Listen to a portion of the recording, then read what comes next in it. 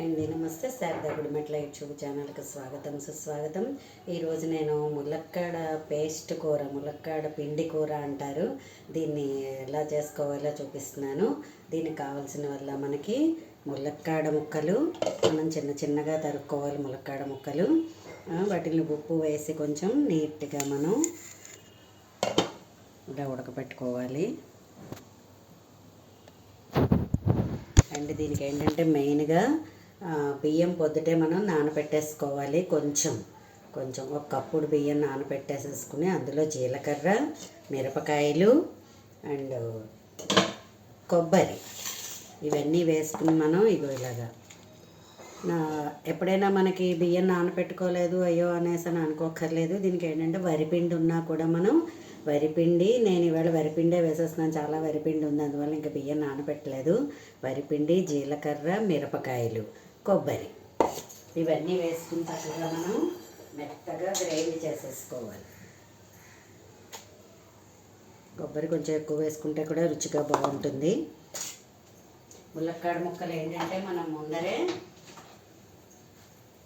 కొంచెం సాల్ట్ వేసేసుకుని మనం ములక్కాడ ముక్కల్ని ఉడకబెట్టేసుకోవాలన్నమాట.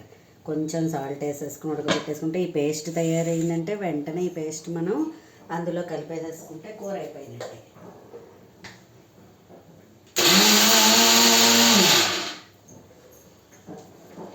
ఏంటంటే పూర్వకాలపు వంటలు కదండి, మంచి బల్లం కూడాను. పూర్వం అందరూ కూడా అలాగా ఇలాంటి వాటన్నిటిని కూడా బాగా చేసేవారు మా అమ్మమ్మలు వాళ్ళందరూ.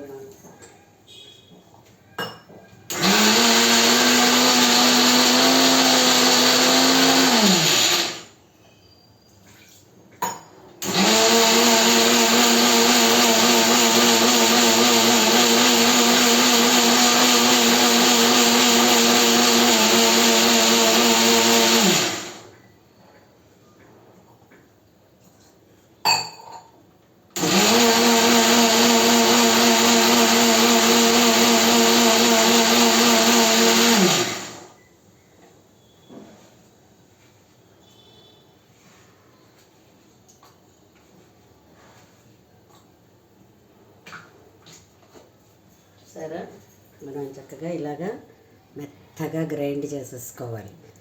బియ్యం అయితే కొంచెం సేపు మనకి టైం పడుతుంది, కానీ అదే వరి పిండే వేసుకున్నామంటే మంచిగా అయిపోతుంది, మంచి మెత్తగా గమ్మునే గ్రైండ్ అయిపోతుంది. సో మనం ఇందాక నేను మీకు చూపించినట్టుగా ఈ ములక్కాడ ముక్కలు ఉడికించుకున్నాం కదా, వీటిని ఇలా కొంచెం వాటర్ తోటి ఇలా జస్ట్ సాల్ట్ వేసుకుని ఇవి ముందర ఇందులోకి తీసేసుకుందాం. మనం కొంచెం వాటరీగానే ఉండాలి ఇది. ఇప్పుడు దీనిలో మనం పోపు వేసేసుకుందాం. దీనికి పోపుకి ఏంటంటే మినప్పప్పు, జీలకర్ర, మిరపకాయలు, కరివేపాకు. సో పోపు వేసేసుకుందాము.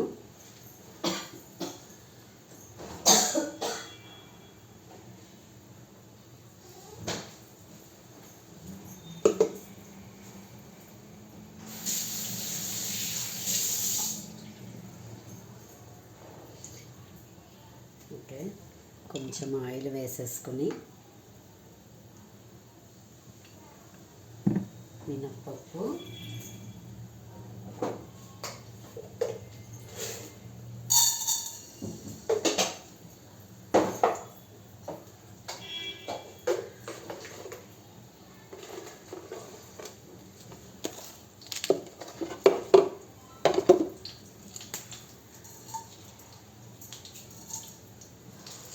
చాలా బలమైన ఆహారం అండి. చక్కగాను చాలా మంచి టేస్టీగా ఉంటుంది. ఎప్పుడు చూసినా వంకాయ, బెండకాయ, బీరకాయ ఇవే వండుకునే కన్నా మనం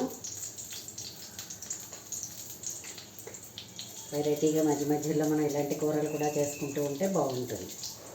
ఓకేనా, దీనికి చూసారా మిరపకాయలు, జీలకర్ర, మినప్పప్పు అండ్ కొంచెం మనం కరివేపాకు.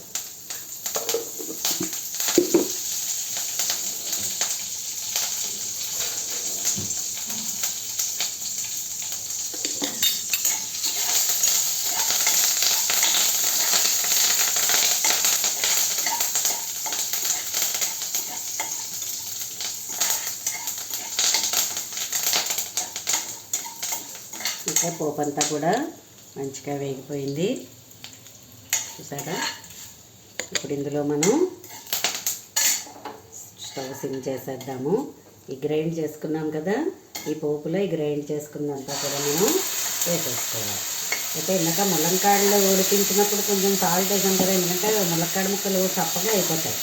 సో అందువల్ల ఏంటంటే ములక్కాడ ముక్కలు వేసినప్పుడే మనం కొంచెం సాల్ట్ వేసుకుంటాం. అది సరిపోదు కూరలో. మళ్ళీ ఇప్పుడు మనం ఈ ఉడికించుకుని చూసారా, ఈ ములక్కాడ ముక్కలు ఈ వాటర్తో కూడా ఇందులో పోసేయాలి. అప్పుడు అది మనకి గ్రేవీగా తయారవుతుంది. కూర మంచి గ్రేవీగా ఉంటుంది, బాగుంటుంది. ఆ వాటర్ తోటి ఇదంతా కూడా మంచిగా నలుగుతుంది.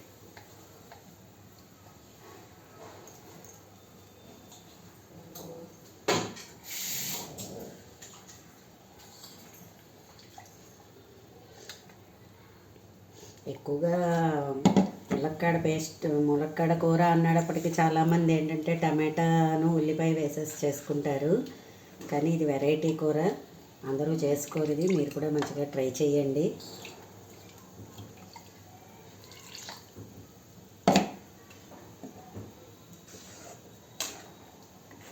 నేను ఇవాళ ఈ కూర చేసిన ప్రతిదీ కూడా నాకేమవుతుందంటే గబుక్కుమని అప్పటికప్పుడు అనుకుంటున్నాను అనమాట. అనుకునేటప్పటికి అమ్మ వీడియో చేసేస్తే బాగుంటుంది, ఇది కూడా అందరికీ రాదు కదా అని మళ్ళీ గబగబ మళ్ళీ తయారవడం, దీని గురించి అన్నీ నీట్గా చేయడం. చూసారా గ్రేవీగా ఎలా తయారైపోతుందో కూర అంతాను. అలాగా దగ్గర పడిపోతుంది. అది వరిపిండి కదా.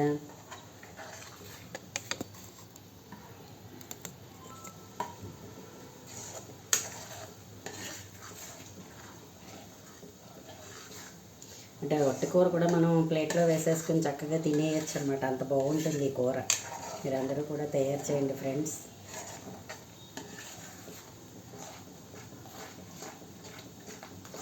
వరిపిండి, మిరపకాయలు, జీలకర్ర ఇవి వేసేసుకుని మెత్తగా గ్రైండ్ చేసేసుకోవాలి. వాటర్ పోసుకుని చక్కగా రుబ్బేసుకోవాలి దోసపిండి కన్సిస్టెన్సీలో.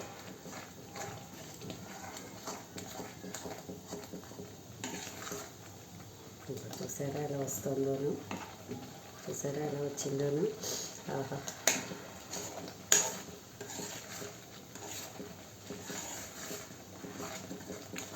కొంచెం అలా సిమ్లో పెట్టేసి అలా ఉంచితే మంచిగా బాగా మంచిగా నెమ్మదిగా ఉడుకుతుంది అది, ఎందుకంటే వరిపిండి కదా అందుకని.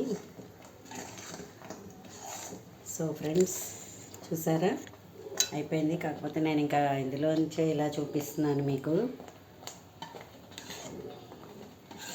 ఇది కొంచెంసేపు నేను ఇలాగా సిమ్లో పెట్టేసి మూత పెట్టేసి ఉంచుతాను. కొంచెంసేపటికి ఇంకా బాగా మగ్గుతుంది. చూసారా ములంకాడ పిండి కూర అంటారు దీన్ని, టేస్ట్ కూర అని కూడా అనుకోవచ్చు. సో ఫ్రెండ్స్ నా వీడియో కనుక మీకు నచ్చినట్లయితే లైక్ చేయండి, సబ్స్క్రైబ్ చేయండి. మరిన్ని వీడియోస్ కోసం బెల్ ఐకాన్ని క్లిక్ చేయండి. ధన్యవాదములు.